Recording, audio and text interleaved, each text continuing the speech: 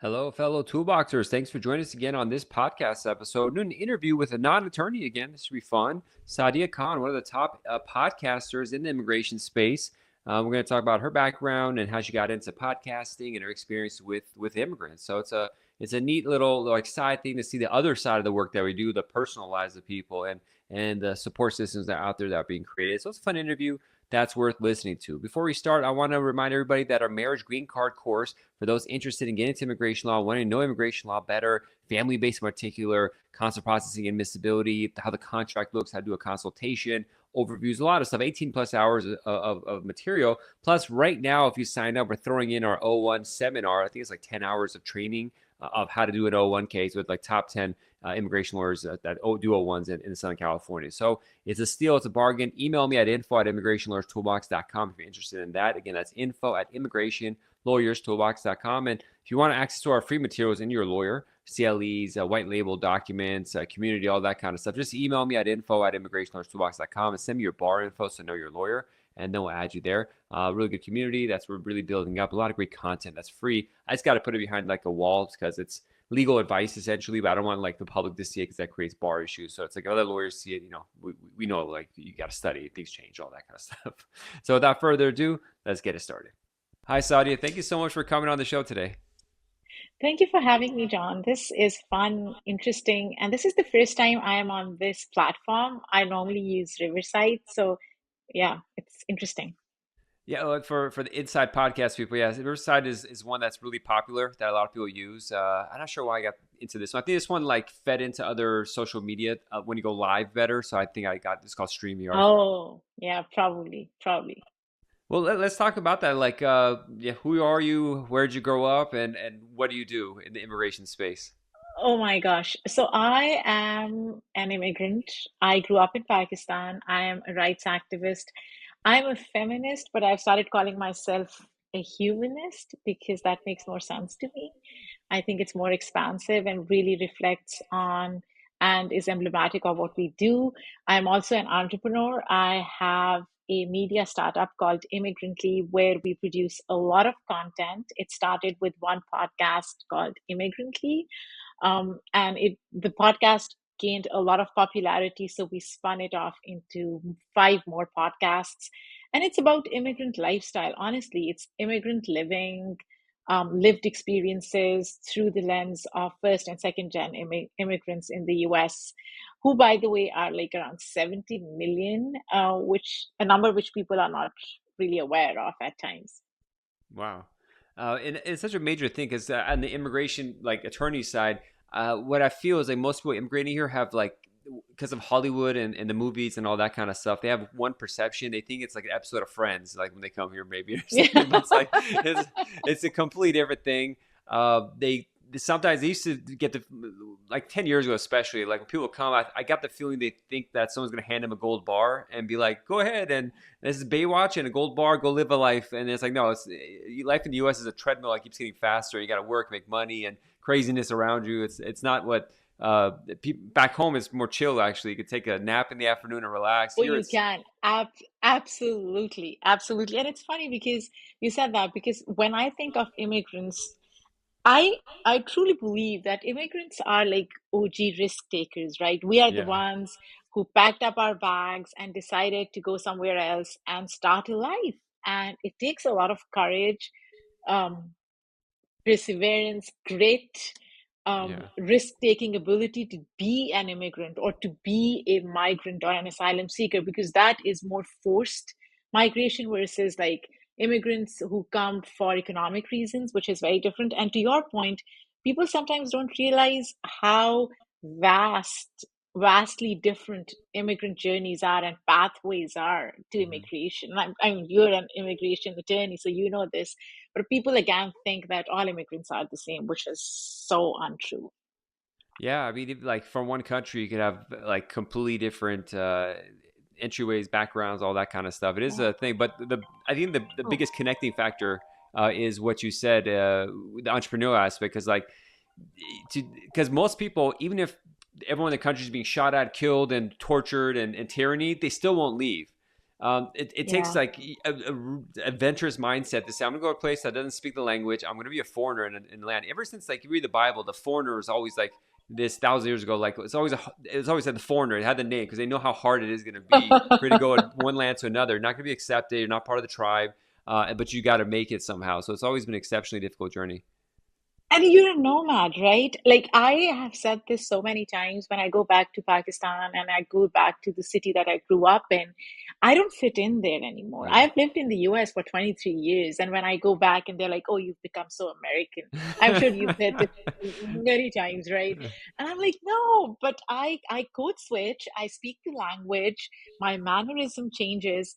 But then when I'm in the US, they're like, "Oh, there is this hyphenated identity that follows me everywhere."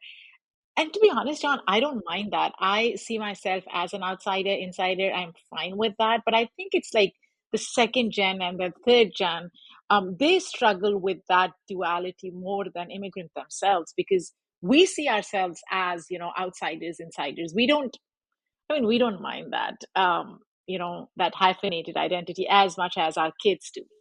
Yeah, it was a problem. And one thing I was listening to this guy talk about when immigrants make their journey and they go to another country, they lock in the culture of their home country at that point of time and take it with them. But the home country changes. That culture keeps growing and changing. So you're the Yes, same at how it was yes. when you were there. Yeah. Look, I was talking to a guest the other day. We are going to release her episode soon next week, and she said something which made so much sense. Now she is a kid of immigrants. Her parents are from Guatemala, and they probably came to the US in the 70s.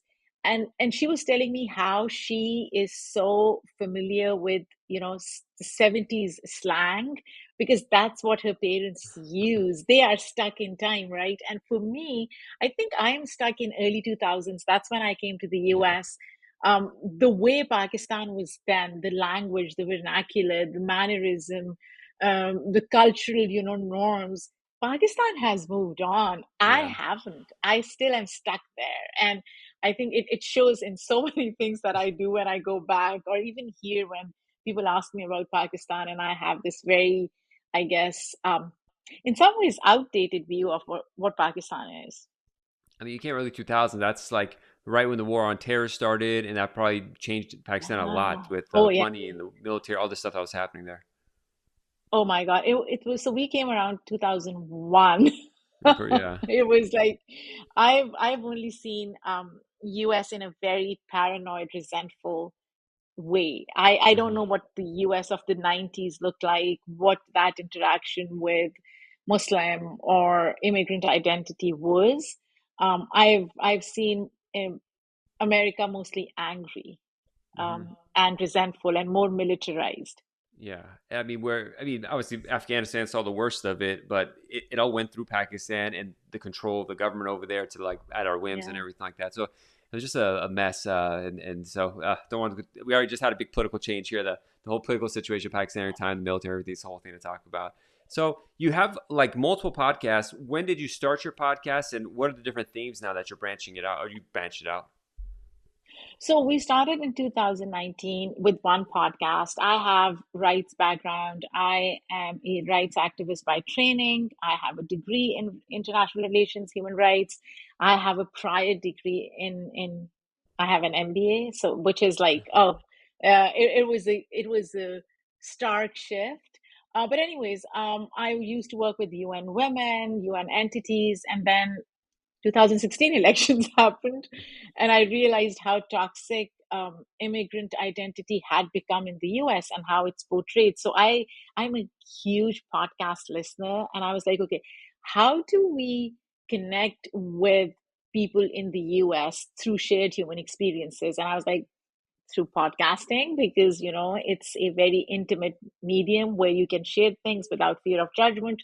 So Immigrantly came about. Fun fact, it was called the Alien Chronicles. When I tell this story, people are like, what? And I just thought I was trying to reclaim the term alien. I was like, I'll own it. Too toxic for reclamation, didn't happen. So we changed it to Immigrantly, and then it just took off. People were resonating with our conversations because it was again about immigrant, um, you know, um, just immigrants living their lives more so than the politics of it. And then we started producing more. And last year we had this incredible partner come on board, American Public Media Group, and that's when our company just took off. And now we have 5 podcasts. Each one is different. We have Banterly, which is Gen Z produced, hosted by Gen Zers. It talks about American pop culture. We have Sportly, which is at the intersection of sports and history. We have Invisible Hate, which is a collaboration with another media company called Refilion, which is ethical true crime. We have an election podcast, which is going to wrap up soon. And then we have Immigrantly and 2 more in development, one most likely on dating and one on parenting. So yeah, it's basically immigrant lifestyle company that talks about immigrants outside those very reductive narratives. Now, this is more of like a business question, but how do you find the talent that is? What I've realized doing this show for a couple of years or many years is that having someone who could consistently show up and talk on camera and be confident and not shy and have some just be able to keep the conversation going is extremely hard. That's why I realized people on TV who make a lot of money or actors, I realize why some actors get paid a lot is because they have something that can keep it going. And it's very hard to find. How have you been finding that kind of talent? It it's interesting because I think our content resonates with a lot of people, and it's almost as if we filled this void in content space which others weren't paying attention to. And there are a lot of second gen kids of immigrants yearning for content. So I'll give you an example. Like for our Sportly, our host is this wonderful sports journalist. She used to work at ESPN, HBO. Her name is Kavita Davidson, second gen kids of immigrant. So a kid of immigrants. We have 2 Pantily hosts who have connection to immigrant identity. One of them has, and the other one, it comes from a diverse background. So what we've done, we have this very young, dynamic team of people whose experiences somehow connect to what we are trying to create Mm-hmm. through content. So it's almost as if like they are owning piece of the content in Yeah. other ways as well. So that's been our experience, and I'm so proud of them. And by the way, most of them are so young. Like I'm old. Everybody else is really young. So it's a lot of fun. And then we've also incorporated something else that a lot of audio production companies are not doing, which is using technology and leveraging technology to create our content. In fact, to translate it in multiple languages so that we can have a broader audience. We did that with our election podcast nationally. It's AI dubbed Spanish version. We have an English version, and then we have AI dubbed Spanish version of Nationally, obviously with consent from hosts, which is incredible. It's like, immigrant identity also boasts of multiple languages. And that's the goal, to translate our content, not just in have it in English, but translate it in multiple languages so that people can really connect with it. Is it AI that writes captions, or when they're talking, it changes their language and just talks to their Oh, voice? they're talking. It's the audio. It's the Oh wow, AI audio. Yeah, it's incredible. crazy. It's crazy. I mean, that's AI for good. That's AI for good. Yeah, but it's great. One problem I'm having right now is because I have a lot of video and content out. People are just taking my image and contacting immigrants and like just take their money. It's like, I'm John, send this money. And I always tell my videos, you'll have a video meeting with me. This is like look me up or just don't like. I just got one right now, an Yeah, email. And the guy my last name was even misspelled. They're like, I just sent you money. I'm like, no, who are you? I don't know who you are. But I'm like, it's too oh late. You wow. lost all the money. But is one thing to take the pictures. But now when the AI comes, where they can have a video of me moving and it looks like me, it's gonna be hard for Yeah, people to tell. People kind of have to go back to in person again to be able to avoid the fraud to make sure that actually the person is the yeah, person they say they yeah. are. And you have to be very honest and intentional about this. Like for us, nationally, and Espanol, which is the Spanish version, we give a disclaimer in the beginning. This is AI dubbed. We have consent from our hosts and production team.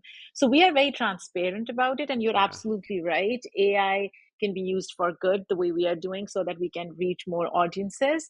But at the same time, there are so many other ways people are really exploiting this technology. So, yeah, you have to be very careful with that.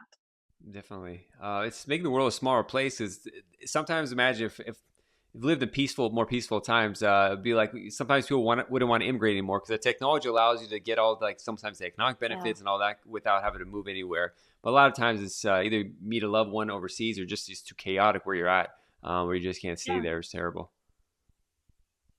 Yeah, that's right. But honestly, I think when I think of my journey, uh, I came more for an adventure. And I think that's the piece of immigrant identity or immigration that we don't talk about as much. It's sometimes it's simply, oh, I'm going to go and experience another country, right? Yeah. Because it really opens and it gives you a new perspective and shows you world from a different vantage point, right?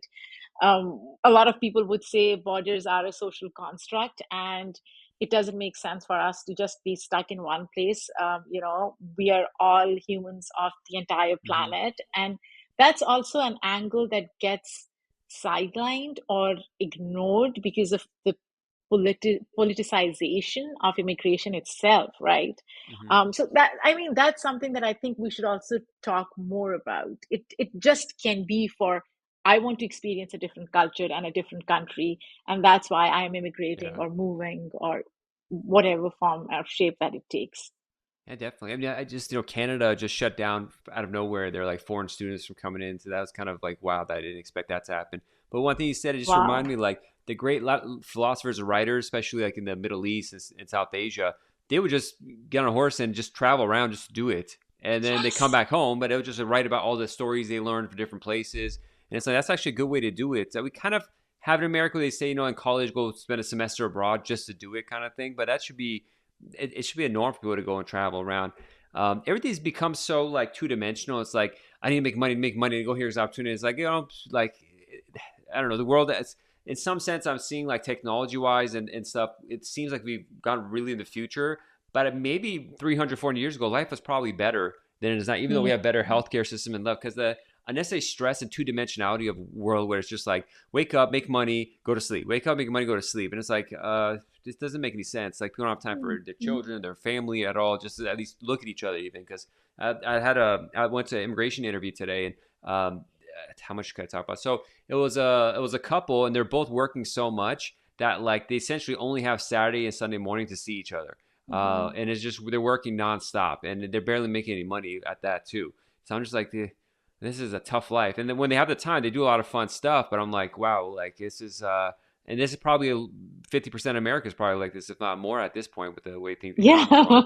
So it's a recipe for Yeah. disaster. To with everything being so expensive and just working nonstop, people are gonna lose their mind eventually, or they have probably have And already. America is a very individualistic society, John. It's like, it's people talk about, oh, why don't we see others' humanity? There's a reason why we don't, right? Because we have been conditioned to see what's best for us. It's not even like we don't extend that empathy or that care to other people. So I think this whole mindset of why people see immigrants the way they do, or why they without even understanding that seeking asylum or being a refugee, I mean not being a refugee but seeking asylum is a universal human right and it's enshrined in international human rights law.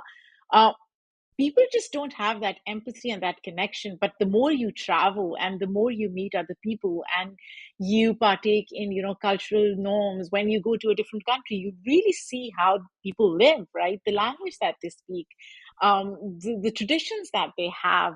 That really is a way to connect. And I think for younger generation, I see them more and more like scrolling on their phones, which is not an ideal situation, but at least they are making some form of connection yeah. to other societies and cultures, um, which is better than being siloed fully, right? Yeah, and there's they say Americans most of them don't have passports, they can't travel. When they do, a lot of times, like growing up for me, like people would go to like Florida for spring break to get drunk or something like that, and Yeah. and do like childish stuff. But so it's like that's not really getting experience. And one another negative thing that's happening nationally is the homogenization. The cultures are all like coming so corporatized. So it's like everything's a McDonald's and a strip mall. So I go to anywhere in the world, it's all the same. It's like, well, I could have just stayed home and gone to the city town next door and saw that. Like I want to Mm. see them dressed differently. Everyone doesn't have to dress the same. And that's kind of like a gross aspect that I'm. that as I'm traveling, taking my kids around with me, I'm like, I could have stayed at home done this. It's not paid for a plane trip. It's the same thing. Don't go to the touristy places Yeah. though. I think that's the trick. Like when you go to a different country, just go to like places where locals will go or locals would spend time. Yeah. I think that's really the essence of a city or a town. I see that even with the city like New York, right? I don't like to go to Times Square. I do not because it's so touristy now, and Yeah. it really doesn't show the actual New York, right? So I think maybe that's the trick. Whenever we travel, maybe travel to places Yeah. that are not as touristy. One thing I'm doing with my business is to make it fully remote. So I'm almost there. So like when we go someplace, we'll go there for 3, 4 weeks. So even if we have to get some Yeah, touristy stuff done to go see this one famous place or whatever, then we're just kind of like just go out, walk around. When you have only two yeah, days, you can't just go and walk down to some random neighborhood because you're like, I don't have time. I got to go to this place, see that place, take a picture here. But if we're like there for 3 weeks, eventually you'll be like, okay, let's go talk to the coffee shop and see who's coming and yeah, talk to the owner. And that kind of, I guess back in the day too, because travel was so hard, you couldn't just go 2 days something. You had to go stay there. That's where you got absorbed and the culture came into you as well. So that's yeah. what I'm really looking forward to as my kids get a little bigger to be able to do that kind of stuff. Oh yeah, and food. Food Yeah, is something that it's like it's a great connector. It's like once you experience local food, it's like, oh, now I understand why they would like eat this or why they'll mix these spices with those or yeah, I think that's something that I do as well.